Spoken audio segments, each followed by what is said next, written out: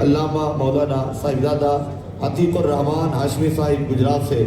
یہ سائڈوں والے ساتھی بیٹھ جائیں, سائڈوں والے ساتھی بیٹھ جائیں, جو دوسری سائڈوں پہ کھڑے ہیں وہ بھی بیٹھ جائیں, پرلی سائڈ پہ جو کھڑے ہیں وہ بھی بیٹھ جائیں, اور لائن میں جو ہے وہ مسافے کے لیے آئیں. سائڈوں سے ساتھی ساتھ میں ملے. نعرہ تکبیر, ہاتھ بلند کر کے نعرہ رسالت یا رسول اللہ. نحمده ونصلي ونسلم على رسوله الكريم.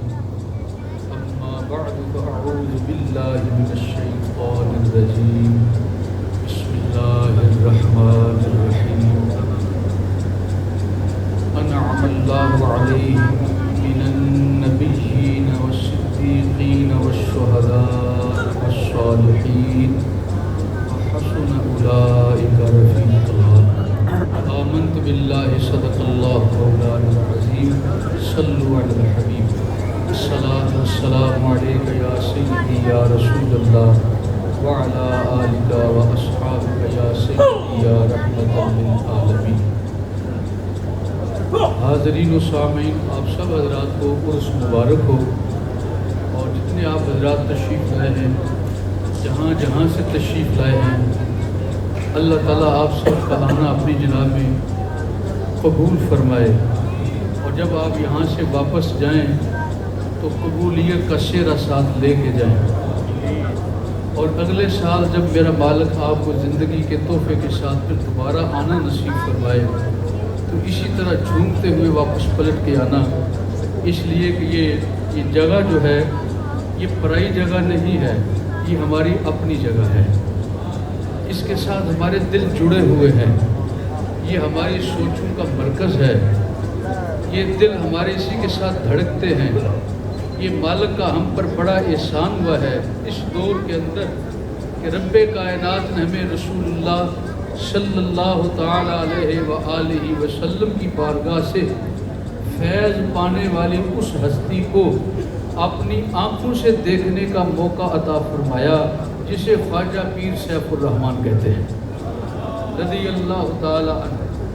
ہم نے حضرت علی المرتضیٰ کا نام سنا ہے, دیکھا نہیں ہے. ہم نے عثمان غنی رضی اللہ تعالی عنہ کا نام سنا ہے, آنکھوں سے ہر ایک نے دیکھا نہیں ہے. حضرت عمر فاروق رضی اللہ تعالی عنہ کا اسم گرامی ہم نے اپنے کانوں سے سنا ہے, لیکن اپنی بشری آنکھوں سے جاگتے ہوئے دیکھا کوئی نہیں. ہم نے حضرت صدیق اکبر رضی اللہ تعالی عنہ کی زیارت اپنی زہری آنکھوں سے نہیں کی, لیکن جب آپ کا نام ہمارے کانوں سے ٹکراتا ہے تو رس کھولتا ہے, ہمارے دل باغ باغ ہو جاتے ہیں, ہمارے ایمان میں اضافہ ہوتا ہے اور ہمارا عشق اور محبت جھومنے لگتا ہے. کیا ایسا بھی ایسا فرد ہوا جس نے رسول اللہ کے لیے ایسی جان ساری پیش کی ہے, ایسی خدمات پیش کی ہیں, اور میرے آقا علیہ السلام کی محبت میں ساری رات تڑپتے ہوئے گزر جاتی. یہ ہم نے سن رکھا ہے, اپنی آنکھوں سے, کھلی آنکھوں سے جاگتے ہوئے نہیں دیکھا. لیکن اگر کسی ایسی شخصیت کو جس کے وجود کے اندر اللہ رب العزت نے حضرت علی المرتضیٰ جیسی دلیری کا حسن رکھا ہو, حضرت عثمان غنی رضی اللہ تعالیٰ عنہ کی سخاوت کا نظارہ عطا فرمایا ہو, حضرت عمر فاروق رضی اللہ تعالیٰ عنہ کی شجاعت رکھی ہو, اور حضرت صدیق اکبر رضی اللہ تعالیٰ عنہ کی سچائی کی خوشبو رکھی ہو, ہم نے پہلے سنا ہے. لیکن اس دور میں ہماری آنکھوں نے ایسا انسان دیکھا ہے, اور اپنی آنکھوں سے ہم نے اس فرد کو دیکھا جسے اللہ نے ان تمام نعمتوں سے مالا مال فرمایا. اور آج ہم ان کے عرس پاک میں حاضر ہوئے ہیں. اللہ تعالیٰ آپ کے درجات کو بلند فرمائے. صرف ایک بات کی وضاحت کر کے میں اجازت لوں گا چونکہ وقت بھی اسی طرح ہے, اور میں اپنے ان ساتھیوں سے معذرت خواہ ہوں جو مجھے دیکھ نہیں پا رہے, کیونکہ ساتھی یہ ملاقات کرنے والے زائرین تشریف فرما ہیں. اس سائڈ پر کوئی سکرین بھی نہیں ہے کہ آپ سے میں مخاطب ہو پاؤں. مخاطب تو سب سے ہوں, لیکن آمنے سامنے آنکھیں صرف 2 ہی ہو رہی ہیں, آپ سے 4 نہیں ہو پا رہی. اللہ کرے دوبارہ جب ملاقات ہو تو یہ سلسلہ بھی بہتر ہو, آپ سب سے آنکھوں میں آنکھیں ڈال کے بات ہو پائیں, تاکہ ہم کوئی اپنے دل کی بات جو زبان سے ادا نہ کر پا رہے ہوں وہ آپ کے دل تک پہنچ جائے. میرے پیشرو ایک ساتھی یہاں گفتگو کر رہے تھے, انہوں نے ذکر کیا کہ حضرت سینا امام سرکار مبارک رحمتہ اللہ علیہ آپ کو مجدد کہا گیا، اور ہم نے جگہ جگہ پر مزارات کو دیکھا، وہاں پر ہمیں مجدد کا لفظ نظر نہیں آتا۔ میں اس کے لیے تھوڑی ساری ایک آگے سے بات کرنا چاہوں گا، علماء اکرام کی خدمت میں بھی، صاحبزادگان کے حضور بھی، اور آپ سب حضرات جو سامعین تشریف لائے ہیں۔ یہ لفظ جو ہے اگرچہ قلیل ہے لیکن مل جاتا ہے، اور آج کے اس دور میں جب سرکار مبارک زندہ تھے اس وقت اور لوگوں نے بھی مجدد ہونے کا دعویٰ کیا ہے، ان کے نیٹ ورک میں مجدد کا لفظ مشہور رہا ہے اور ابھی تک ہے۔ وہ بھی یہی سمجھتے ہیں کہ یہ ہمارے جو امیر ہیں، جو ہمارے رہبر ہیں، یہ مجدد ہے، لیکن سرکار مبارک رحمت اللہ تعالی علیہ کے لیے جو مجدد کا لفظ استعمال کیا گیا وہ آپ کے دور میں اور لوگوں کے لیے بھی استعمال ہوا ہے۔ بعض مزارات بھی لکھا ہوا دکھا ہے، ملا ہے، میں چونکہ خود چشمدید گواہ ہوں اس لیے بات کر رہا ہوں، وہ بات جو میرے معلومات میں نہیں ہے، اور میں امید کرتا ہوں آپ میں سے کثیر لوگوں کی بھی معلومات میں نہیں ہوگی۔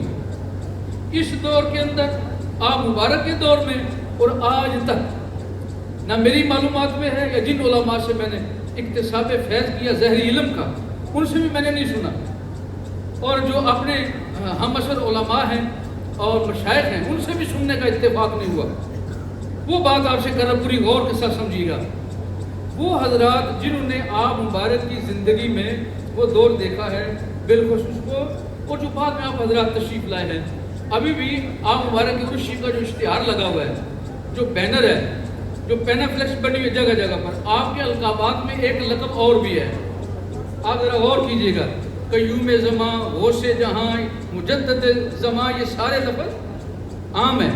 ایک اور لفظ بھی اس میں لکھا ہوا ہے، ذرا ادھر توجہ کیجیے گا، وہ کیا ہے؟ سرفراز بمقام عبدیت و صدیقیت۔ غور کیجئے ذرا، سرفراز بمقام عبدیت و صدیقیت، یہ جو مرتبہ اور مقام ہے یہ ہم نے اپنے دور میں سرکار مبارک کے وجود کے ذریعے ہی سنا ہے۔ آپ کے موجودگی میں کسی اور بندے نے اس مقام کا اظہار کوئی نہیں کیا، اور آج تک جب میں سانس لے رہا ہوں اور آپ تشریف فرما ہیں، ابھی تک کسی فرد نے یہ لفظ نہیں بولا کہ میں بھی مقام میں عبدیت و صدیقیت پر سرفراز ہو چکا ہوں۔ کسی نے خواب دیکھا ہو یا ایسی کوئی بات کی ہو، میرے علم میں نہیں ہے، شاید آپ لوگوں کے علم میں، اگر آپ حضرات کے علم میں ہے تو میرے علم میں بھی اضافہ ہو جائے گا، اور اگر نہیں ہے تو آپ اس بات کو پلے باندھو جس وجہ سے اللہ تعالیٰ نے ایک ایسی بات جو ہم نے آج تک مخفی رکھی، پوشیدہ رکھی، ادھر توجہ نہیں ہوئی ہماری، اس بات کو پلے باندھو۔ الحمدللہ یہ غوث جہاں، مجدد دوران، قیوم زمان، یہ آتے جاتے ہیں، آتے جاتے رہیں گے۔ یہ جو درجہ اور مقام ہے یہ ہر بندے کو حاصل نہیں۔ حضرت امام ربانی خواجہ مجدد الفسانی علیہ رحمت و رضوان، آپ کے مکاتیب سے کچھ معلوم ہوتا ہے کہ اللہ تعالیٰ نے آپ کو بھی عظیم درجہ عطا فرمایا۔ اس کے بعد میرے علم میں نہیں ہے، اللہ تعالیٰ نے اس دور میں ہم نے اپنی آنکھوں سے اس ہستی کو دیکھا ہے جسے اللہ نے مقام میں عبدیت و صدیقیت عطا فرمایا۔ اچھا، یہ بات ایسی نہیں کہ میں نے جوش میں آگے بات کہہ دی، اپنے شیخ کی فضیلت بیان کرتے ہوئے، ایسی کوئی بات نہیں ہے، یہ حقیقت پر مبنی بات ہے۔ اور اب اگر کوئی میری بات سننے کے بعد کوئی بندہ اس بات کا دعویٰ کرے، اب میری بات سننے کے بعد دوبارہ کان کھول کے سنو ذرا، اب اگر میری بات سننے کے بعد کیونکہ اسے پتہ چل گیا ہے کہ اس کا کسی نے اظہار نہیں کیا، تو میں جملے اپنے لفظوں کے ساتھ، اپنے نام کے ساتھ القابات میں اضافہ کروں اور میرے نام کے ساتھ بھی لکھا جائے، تو یاد رکھنا یہ تم خود لکھوا رہے ہو، یہ نام اور لقب تم اپنی مرضی سے خود لکھوا رہے ہو۔ آپ مبارک نے یہ جرت نہیں کی، ان کے لیے مالک نے کچھ اور ذرائع عطا فرمائے۔ اگر آج کے بعد وہ ایسے لکھتا ہے تو اسے بھی دلیل بھی دینی پڑے گی کہ میں یہ کیوں لکھ رہا ہوں۔ اس مرتبے کو پانے کے لیے یہ ایسے نہیں ہے ہر خالہ جی کا पहाड़ा नहीं है जो उठ के खड़ा होकर बात कर दे, नहीं, उसे दलील देनी पड़ेगी। और सबसे पहले अगर मेरे कानून तक ये बात पहुंची तो मैं दलील मांगूंगा, और वो दलील मांगूंगा जो पेटेंट है, कुरान और हदीस से साबित है। और याद रखिए अल्लाह ताला ने जो आप पर करम फरमाया है, आपके दौर में उस वक्त हर बंदे को ये नसीबी शायद कोई टावा टावा अल्लाह ताला ने नसीब फरमाया, लेकिन आपको अल्लाह ताला ने ये तोहफा अता फरमाया, आपको हासिल भी हुआ और इजहार भी कर दिया। मैं उम्मीद करता हूँ आप मेरी बात समझ गए हैं। एक और हदीस पाक काफ़ी अरसे से मेरे ज़हन में थी, उलमाए किराम की नज़र आज करना चाहता था कि उस पर थोड़ा फिक्र और गौर करें कि इस दौर में या जो हमारा दौर आया है, हमने देखा आप मुबारक को, तो मैंने हदीस पाक उसका असर जो है या हज़रत इमाम रब्बानी के दौर में महसूस किया है, और इस दौर में उस हदीस पाक का खुल के असर महसूस किया है। वो मैं कभी दोबारा अल्लाह ने मौका दिया और उसकी सेहत पर भी बात करेंगे, उसकी रवायत पर भी बात करेंगे, दरायत पर भी बात करेंगे, और जितने उसमें रावी हैं उन पर भी बात होगी। और आपको अंदाज़ा होगा कि अल्हम्दुलिल्लाह मुझे जो अंदाज़ा हुआ कि रसूलुल्लाह सल्लल्लाहु ताला अलैहि वसल्लम ने जो उस हदीस पाक में इशारा दिया है, उस इशारे से मुराद हज़रत सरकार मुबारक रहमतुल्लाह अलैह का वजूद है। अगर ज़िंदगी ने तो इंशाल्लाह बात करेंगे, अपनी गुफ्तगू को ये समेट कर वो मा अलैया इल्लल बलाग।